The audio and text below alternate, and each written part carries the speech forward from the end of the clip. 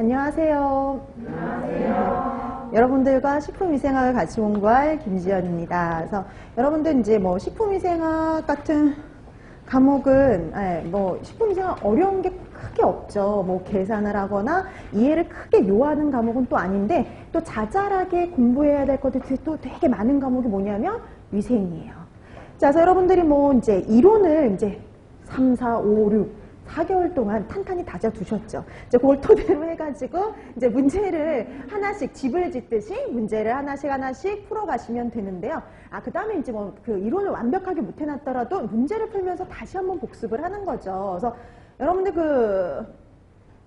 이론을 들을 적엔요, 복습을 그렇게 강조를 했어요. 복습을 꼭 하세요. 복습을 해서 본인 것으로 반드시 만드세요. 이렇게 그런 말을 많이 했는데요.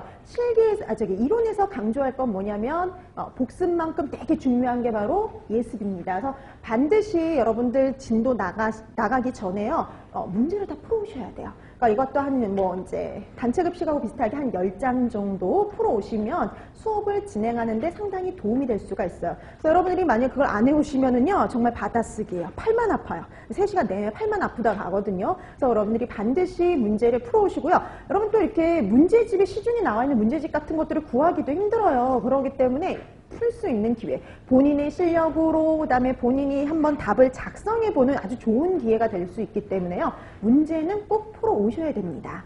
자, 그럼 문제는 그래서 예습은 반드시 해오시는 것은 기본. 그 예습을 하면서 근데 예습하기 전에 문제를 풀기 전에 너무 오래됐잖아요.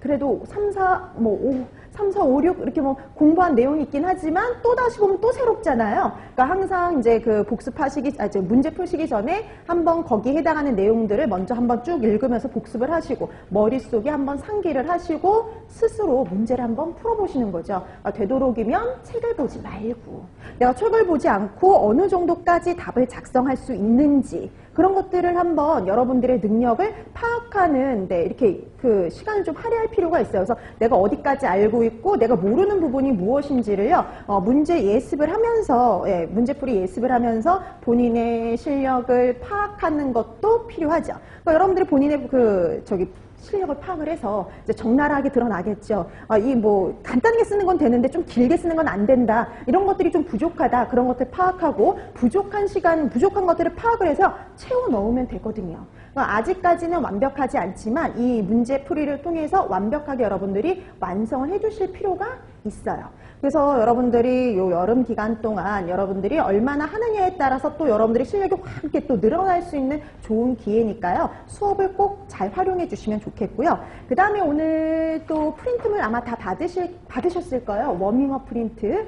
동영상 강의를 듣는 분들은 학습 게시판에 올려져 있으니까 출력하셔서 사용을 하시면 됩니다. 그러니까 동영상 강의를 들으시는 분들도 워밍업 프린트는 수업 시작 전에 항상 풀어두시면 되는 건데요. 이 워밍업 프린트는 이제 항상 그날 들어갈 내용, 그날 할 내용을 미리 점검하는 거예요. 그래서 우리가 모든 내용을 솔직히 이론에서 했던 모든 내용을 다 문제로 풀어보기에는 좀 힘이 들어요.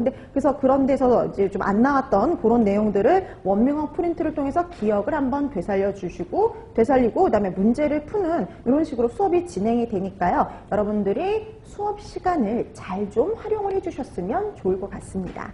그 다음에 여러분들도 뭐 식품위생이 어느 정도 나오는지는 다 알고 계시죠? 10% 정도가 뭐 80문제 10%면 뭐 8점 이 정도인데요. 간혹 얘는 10점까지도 나온 적은 있습니다. 그러니까 6점에서 10점 사이라고 생각하시면 되는데요. 왜냐?